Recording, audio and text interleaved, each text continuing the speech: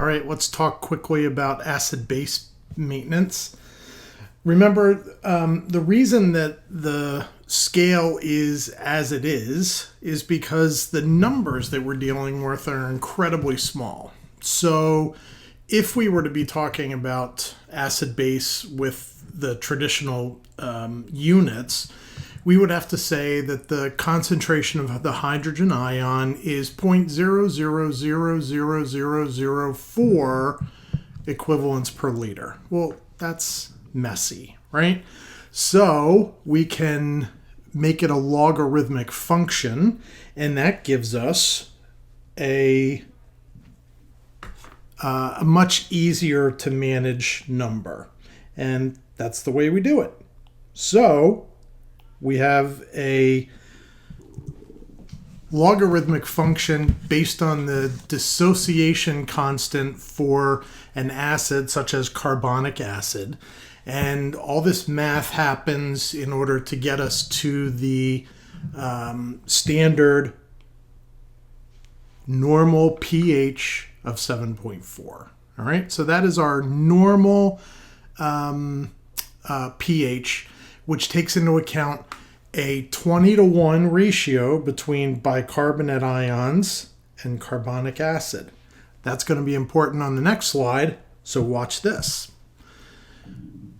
The balance of pH is a function of that carbonic acid that we talked about and the bicarbonate. So when this is in balance correctly, we have a normal pH, which we said is 7.4. There's a range of normal between 7.38 and 7.42, but just to make it easier, we say 7.45 and 7.35. So when the pH is in between those ranges, we call it normal. Anything beyond the 7.35 pH, as it goes down, is acidotic or acidemic, and as it goes up is alkalotic or alkalemic. Alkalotic refers to the overall balance of acid and base. Alkalemia is the alkaline state of the blood. All right, so it's one of those weird things that we just try to keep in mind, but we all get lazy with it and we just say alkalotic, right? That's the easy way to say it, and we all know what we mean. So again, alkalotic on this side and acidotic on this side. Nobody's surprised about that.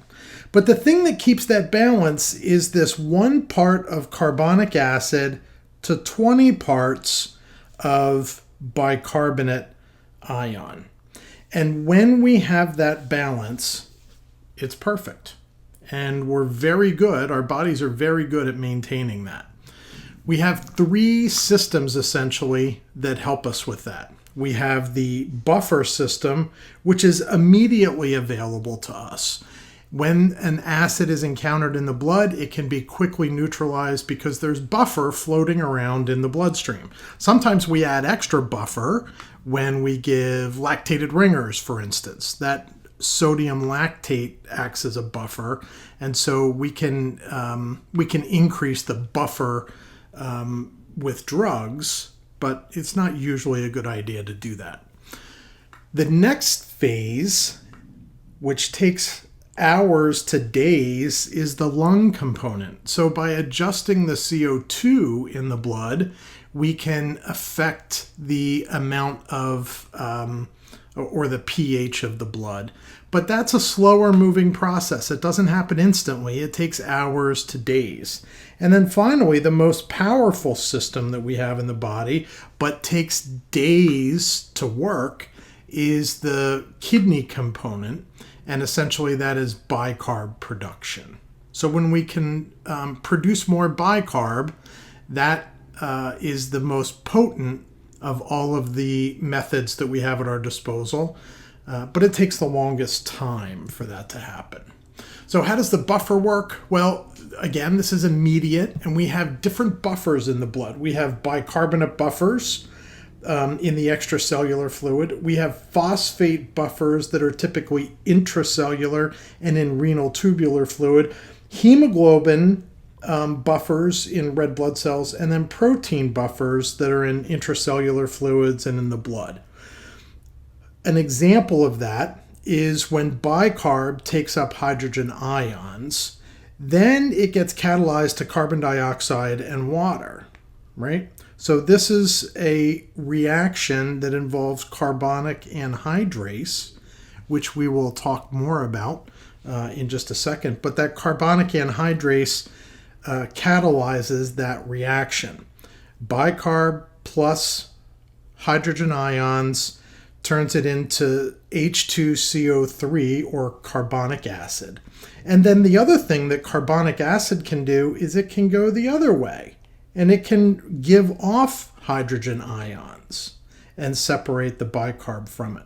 So this trick that the body has can make it acidotic or alkalotic, or more appropriately, alkalemic or acidemic, just based on that. Now, if we are in a position where we have too much bicarb floating around, we can fake that, or we can affect that by giving a carbonic anhydrase inhibitor like Diamox, for instance, and that helps the kidney to get rid of more of the bicarb to correct alkalosis.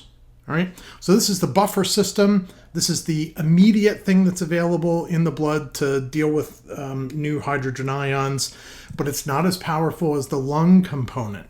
When the hydrogen ion concentration increases in the blood, there are chemoreceptors that are stimulated, and that makes hyperventilation occur. When hyperventilation happens, CO2 is blown off, and that takes acid away from the blood and makes it more alkalotic. So essentially, the PaCO2 indicates how well the body is dealing with carbonic acid. Again, this is the lung component. It takes hours to work. The kidney component then, again, is the most powerful, and this involves the renal tubular cells in the kidney that excrete lactate or other metabolic acids into the urine. Every time a hydrogen ion is secreted into the renal tubule, into the filtrate, then one bicarb ion is reabsorbed into the blood. And this balance is a very important one for maintaining our acid-base environment. So how do we evaluate these things? Well, we could just use a graph like this. So we could just plot the CO2 against the arterial blood, against the plasma bicarb. And for instance, if we have something right here, that value represents a pH of 7.35 and a plasma bicarb of, 18, right? 7.35, 18. And the CO2 would be, roughly 35. And that is metabolic acidosis. That's an awful lot of work to do, and you got to get out your ruler, and it's a mess. So there must be an easier way. Well, there is an easier way, and that is to use this acid-base, your understanding of acid-base balance. And the trick that I use in my head is the marching metabolics. So when we have the pH going in the same direction as the bicarb, that is primarily a metabolic disorder. And that metabolic disorder, if it's going down, is acidosis.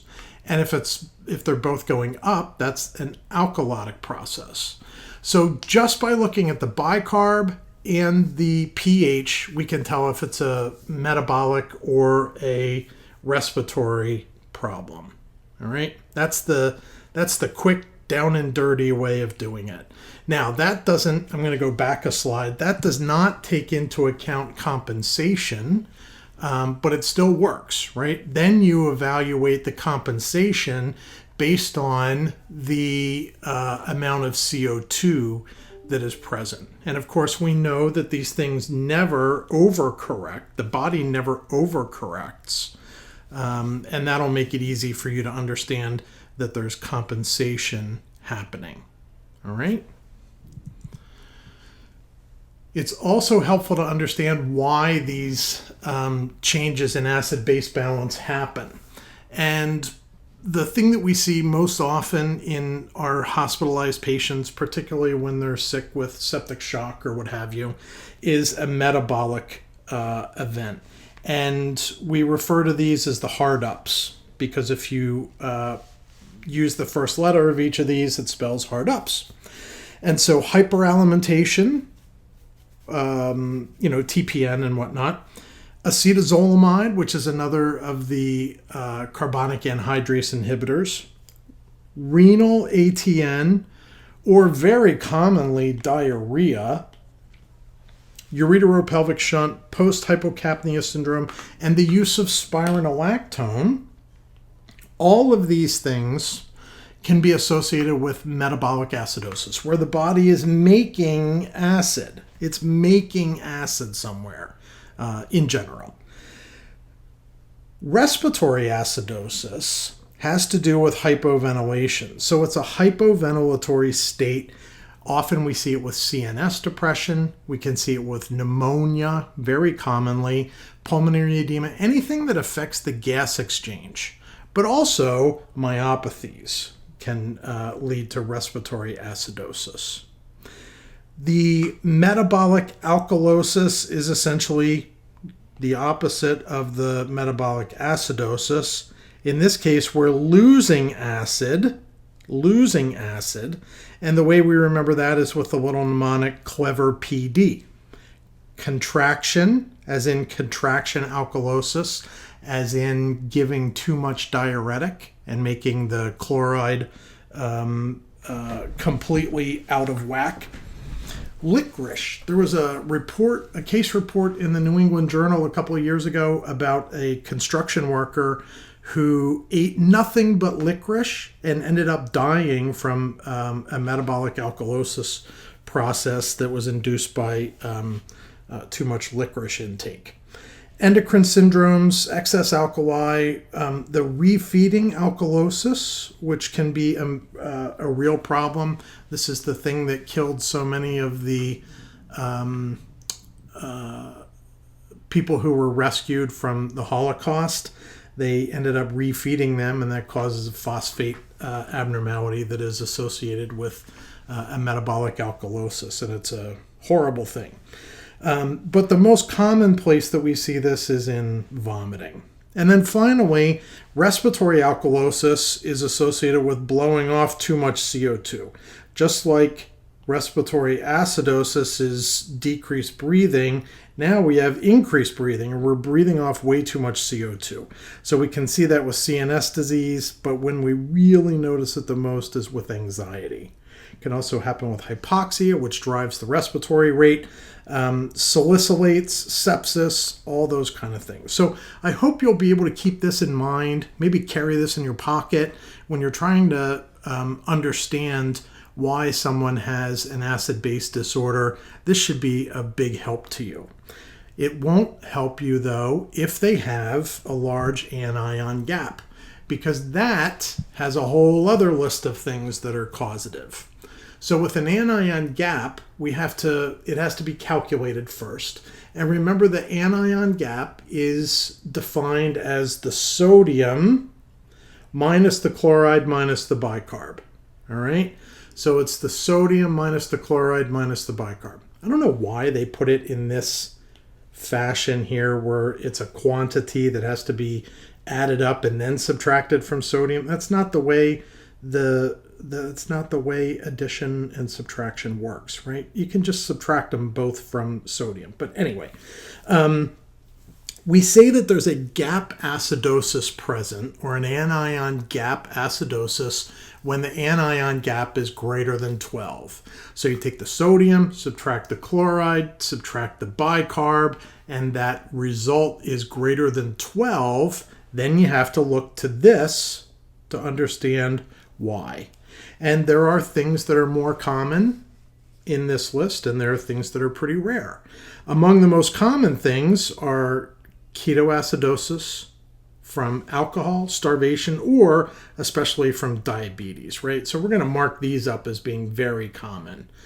Glue sniffing, I guess in some environments, toluene can be an issue. Aminoglycosides, which can be, they have lots of issues associated with them, but